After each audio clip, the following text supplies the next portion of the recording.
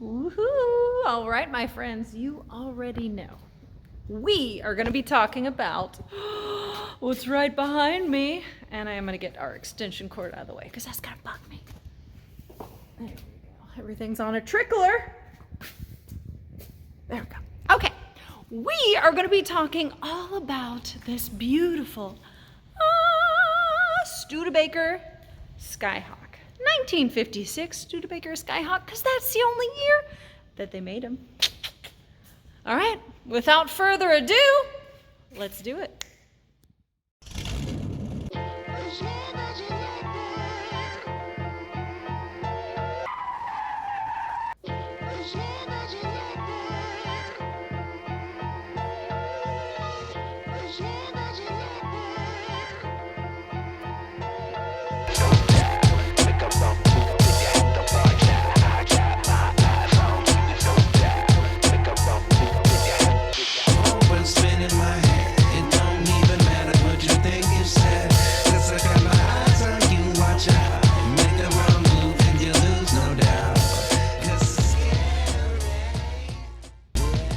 I do want to say a big thank you to the man, the myth, the legend, George Finley, for letting me make a video on his beautiful Studebaker Skyhawk. Thank you, George.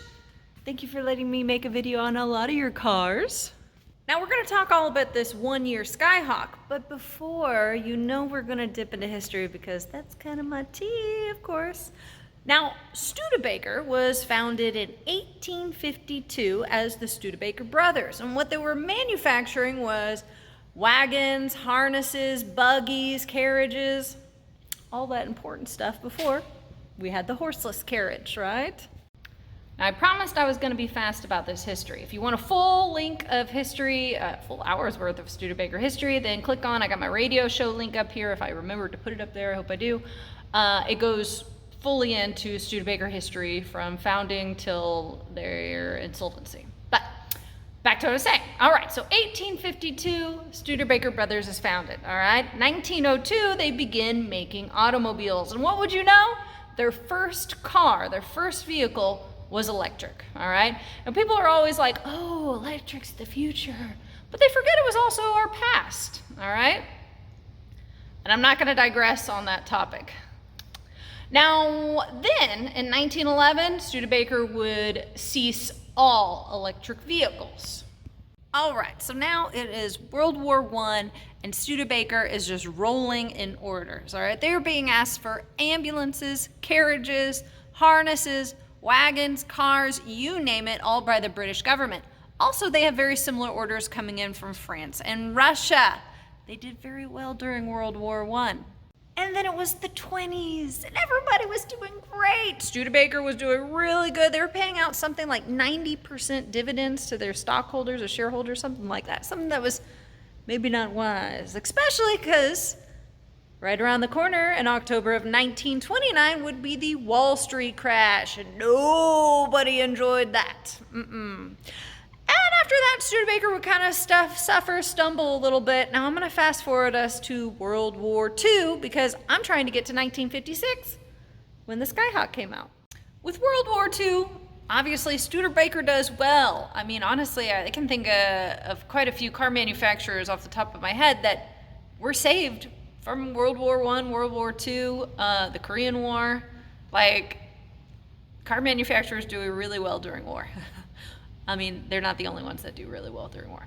But I digress. All right, so they are getting, I think they're doing like B-17s, PV-2 Harpoon. Yeah, so Studebaker did great during both wars, right? However, after World War II, they found themselves in a bit of a jam. They could not compete amongst the big three while they had the price wars going on. And that, and a few other missteps, would get them in trouble. All right, now that being said, they did have a bit of a leg up post-World War II, that's right. Now, Studebaker had always been using, well, they had an in-house design team and they had an out-house design team. The out-of-house design team was with Raymond Loewy, yes, the man, the myth, the legend, the father of streamlining, the father of industrial design, just all around bad. I'm wondering if we have any of his So he's prolific, and many, like you and I still see some of his designs today.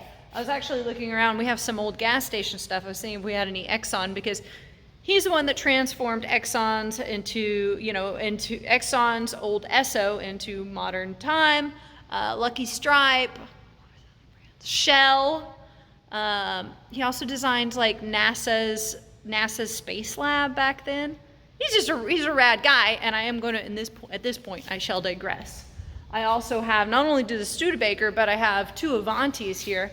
This one I haven't made a video on, but expect it. It's a 4-door. Cool, I know. I have on the Avanti back there. It's beautiful. R2 supercharged. If I'm remembering that correct. All right, keep your cars together, Caitlin. You're doing the Skyhawk. So hard to keep this little bitty mine in track. All right, so back to why Studebaker back to what I was talking about. Back to why Studebaker actually had an advantage over their competitors, but they still wasn't good enough to compete with the price war that was going on between the big three. But why they had that was, so during World War II, no auto manufacturers were allowed to be planning or designing for cars. They were only allowed to, it was sanctioned, they were only allowed to be focusing on the war effort. I should say, their in-house design teams. However, Studebaker had an out-of-house. So Raymond Loewy, along with Virgil Exner, were getting some plans together. And in 1947, they were ready with the Starlight Coupe. Now, from Loewy's Coupes, we would end up with the Hawk series. I would go further into depth in the time frame from 47 to where we get to 56. However, I'm at 29% battery on my phone. Ugh! So I had to expedite that. I'm sorry. All right, now back to this 2-door hardtop, built only in 1956, producing only 3,050. As always, I do like to paint a little picture of the time. So let's talk about what was happening in 1956. Now, what was happening in 1956? Well, Russia was de-Stalinizing everything. See what you did there? The first non-stick frying pan was released to the market, which is a big deal for somebody like me. I mean, evidently, I didn't realize how much I liked non-stick cooking pans. Anyways, Blue Suede Shoes song is released, and Dwight D. Eisenhower is reelected. Now, Eisenhower was a big deal in us getting our highways, our national highways. He was a huge, it's actually a really fascinating story. I'll put the link up here. I did a whole radio show on our U.S. highways. Pretty cool. Click it, you'll know about it. And let's talk about a few of the cars that were being released in 1956. All right, so some of the other cars that were making their debut in 1956 was the legendary Mark II, like one of the most expensive Fords ever made. They didn't make any money with any sale. Yeah, but worth it. Thank you. Also, the Hinkle Cabine, which I don't know if I'm ever saying anything right. I'm from Texas, and so we just say things weird. And the BMW 507. Wow. Skyhawk.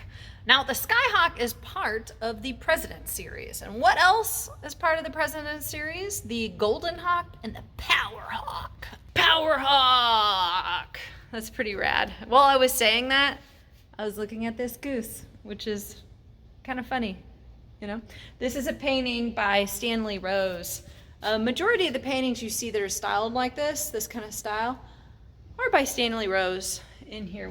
George has quite a few. You can see they're all up and down the wall. Super talented guy. Google him if you're not familiar. Like just the work he does. Look at his hand. Just, it's tremendous. It really is. I digress. Power Hawk! Now, like I said, the Loewy Coupes evolved into the Hawk series, consisting of the Flight Hawk Coupe with the Champion 6, the Power Hawk, which had the 259 cubic inch V8, the Golden Hawk with 352 cubic inch Packard V8. Although the Golden Hawk was the most powerful, that big old Packard engine made it quite nose heavy. Now, what you see And the Skyhawk right now is the 289 cubic inch V8 engine with overhead valves, a cast iron block, solid valve lifters, 5 main bearings, and capable of delivering 210 horsepower.